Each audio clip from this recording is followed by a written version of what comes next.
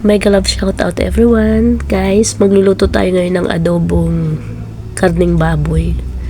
So ayan, nagpaluto po yung anak ko dahil may ulam naman na po kami na sinigang na isda. Kaso may darating po siyang bisita kaya nagpadagdag po ng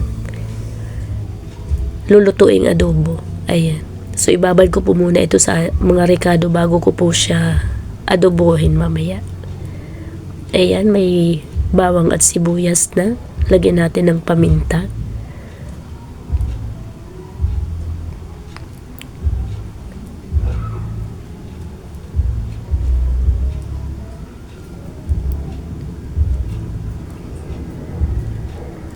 Ayan, isang balot na laurel.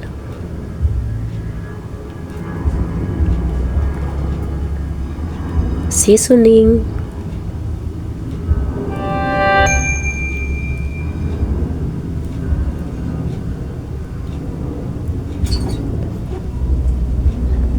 Lagyan din natin ng oyster sauce.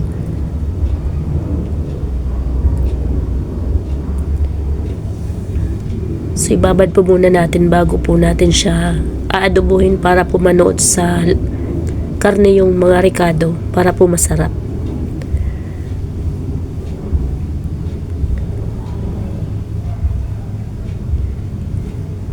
Lagyan natin ng toyo.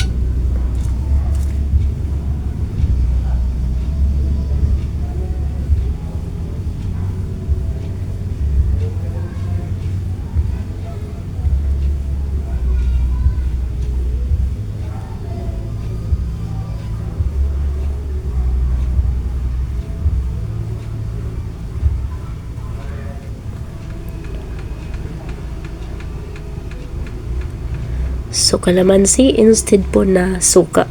Kalamansi po yung aking ilalagay para po mabango. Try nyo po, masarap po pag kalamansi sa adobong baboy.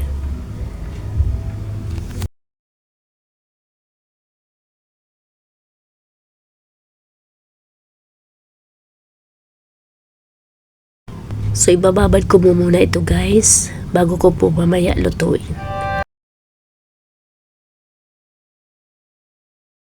Ayan, igisa na natin. Mainit na yung aking mantika. Lagyan na natin yung aking itinirang sibuyas at bawang.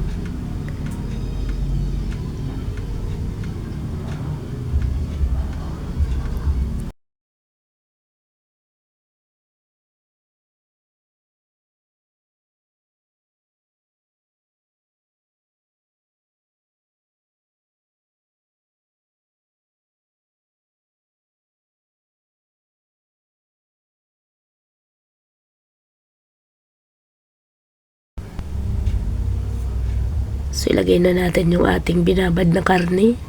Ayan.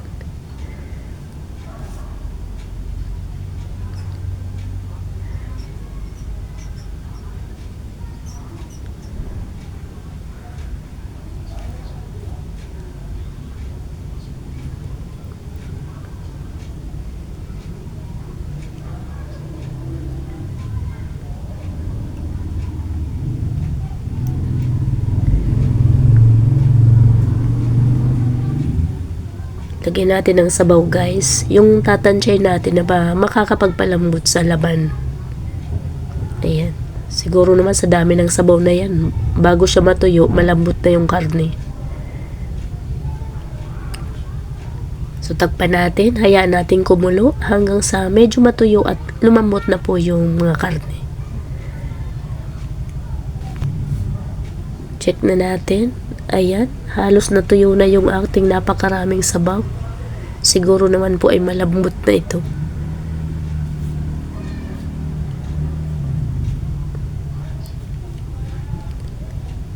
Ayan, malambot na siya.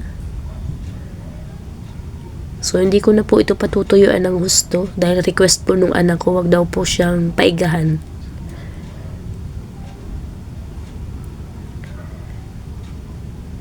So, ayan, okay na, luto na. So, maraming salamat po. Hanggang dito na lang po ulit itong ating video. Thank you so much.